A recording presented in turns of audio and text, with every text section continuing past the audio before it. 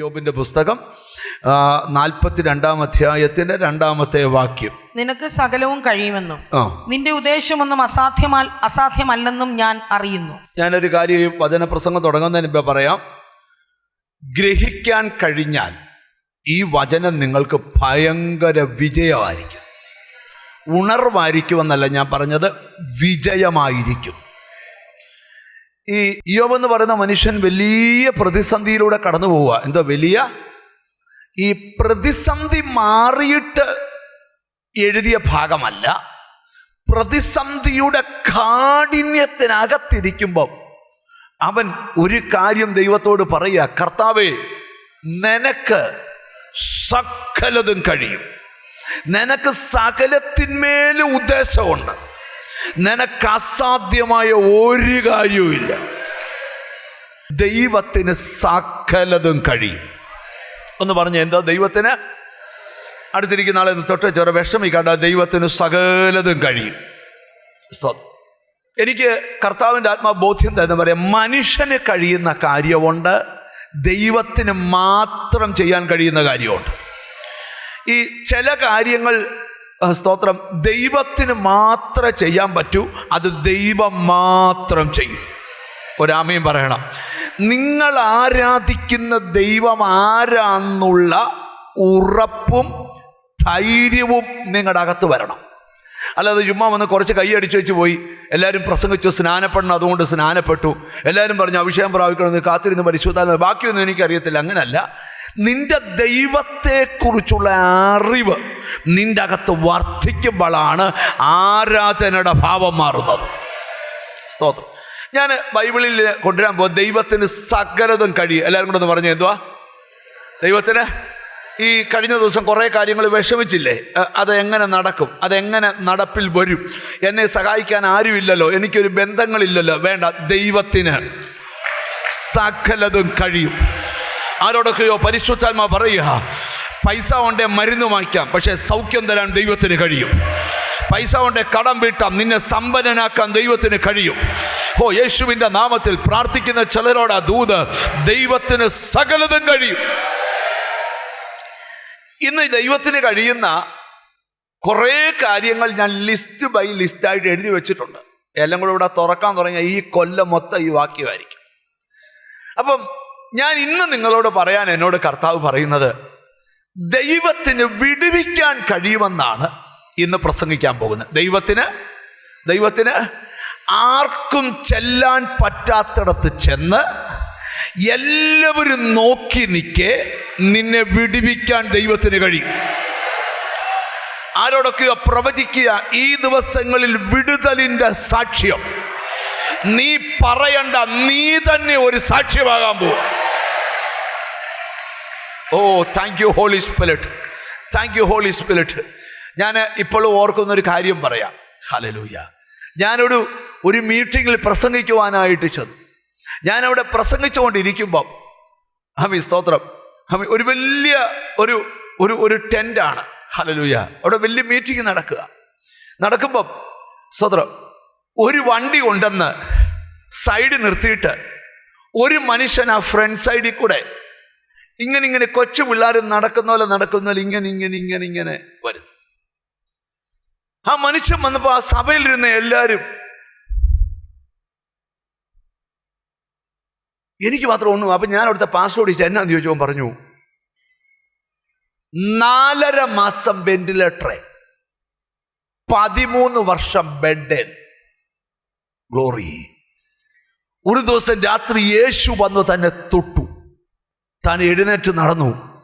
ആദ്യമായിട്ട് ഈ കൺവെൻഷൻ വരുവാ 13 വർഷത്തിന് ശേഷം. അവന്റെ സാക്ഷ്യം ആരും പറയണ്ട, അവൻ വരുന്നത് തന്നെ ഒരു വിടുതലിന്റെ സാക്ഷ്യമാണ്. ഈ കാണുന്ന എല്ലാ കാര്യവും നമുക്ക് ഒരു പ്രസംഗത്തിൽ ഒന്നിച്ച് പറയാൻ പറ്റത്തില്ല, പക്ഷേ പറയേണ്ട കാര്യം ദൈവം നമുക്ക് ബോധ്യമാക്കി തരും. ദാനിയേൽ പ്രവാചകന്റെ പുസ്തകം എടുക്കാം. ഹല്ലേലൂയ. 3-ാം അധ്യായം എടുക്കണം. 29-ാമത്തെ വാക്യം. വചനം മറക്കരുത്, ദൈവത്തിന് വിടുവിക്കാൻ കഴിയും. ഒന്ന് വായിച്ചു കേൾക്കാം.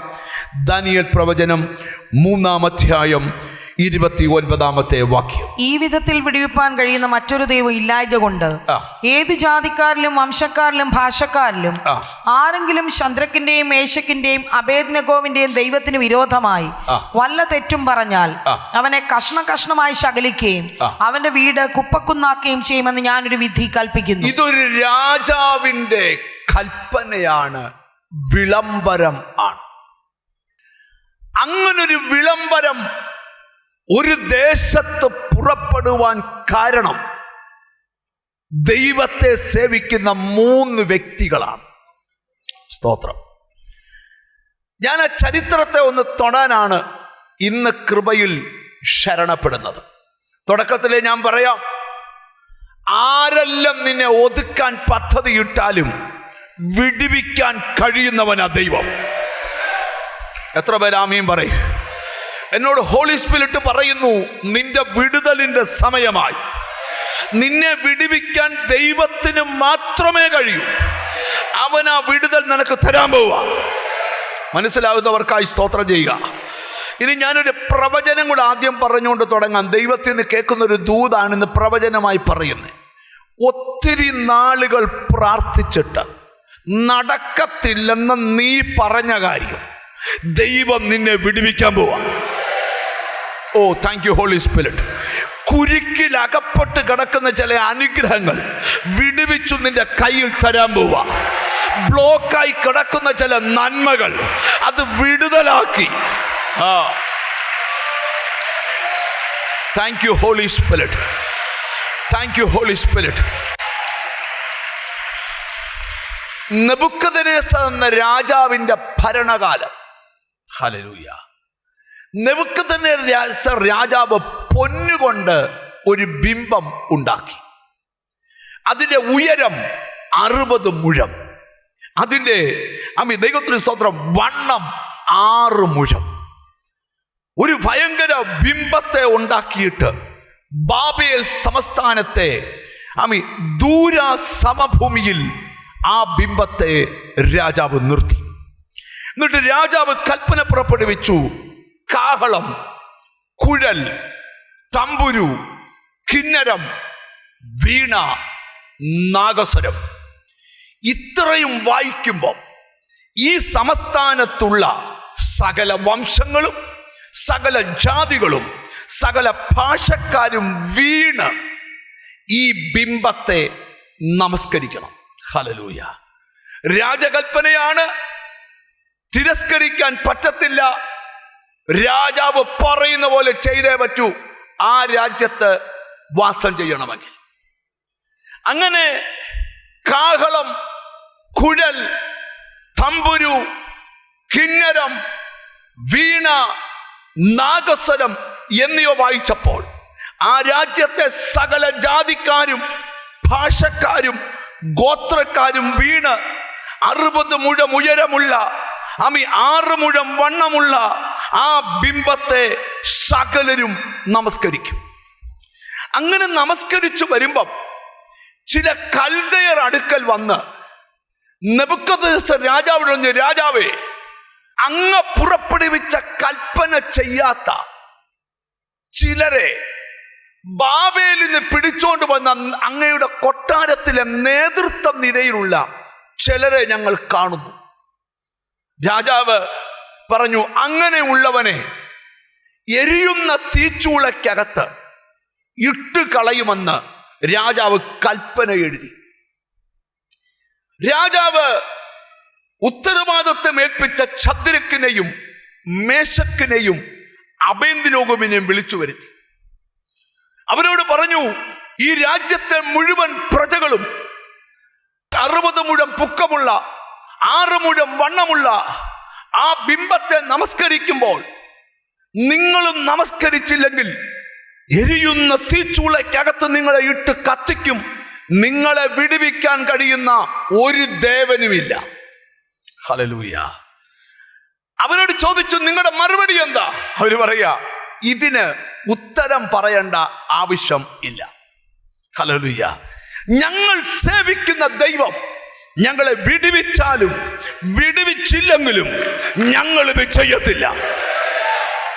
ഓ, എന്നിട്ട് ഒന്നുകൂടെ പറഞ്ഞു, രാജാവിന്റെ കയ്യിൽ നിന്നും തീച്ചൂളക്കകത്തുനിന്നും ഞങ്ങളുടെ ആ വാക്യം കണ്ടോ? ഹല്ലേലൂയ. ആ കണ്ടെങ്കിൽ ഒന്ന് വായിക്കണം. ഞങ്ങൾ സേവിക്കുന്ന ദൈവത്തിന് ഞങ്ങളെ വിടുവിപ്പാൻ കഴിയുമെങ്കിൽ. എത്രാമത്തെ വാക്യം? 17-ാമത്തെ വാക്യം. വാക്യം 17. ഞങ്ങൾ സേവിക്കുന്ന ദൈവത്തിന് ഞങ്ങളെ വിടുവിപ്പാൻ ഈ കഴിയുമെങ്കിൽ. വാക്യം നിങ്ങളുടെ ഉള്ളിൽ കയറണം. എത്ര വലിയ പ്രതിസന്ധി കഠിനപ്പെട്ടാലും ഞങ്ങളുടെ ദൈവം ഞങ്ങളെ വിടുവിക്കുമെന്ന ഉറപ്പ് വേണം. ഒരാമയും വരുന്നില്ല. നിന്റെ വീടിന്റെ അന്തരീക്ഷത്തിൽ ഈ വിടുതൽ മുഴങ്ങണം. നിന്റെ സന്തതിയുടെ ഫ്യൂച്ചറിൽ ഈ വിടുതൽ മുഴങ്ങണം. എല്ലാരും പറഞ്ഞു വിടുതലില്ലെന്ന്, പക്ഷെ നീ പറയണം വിടുവിക്കാൻ ശക്തനാണ്.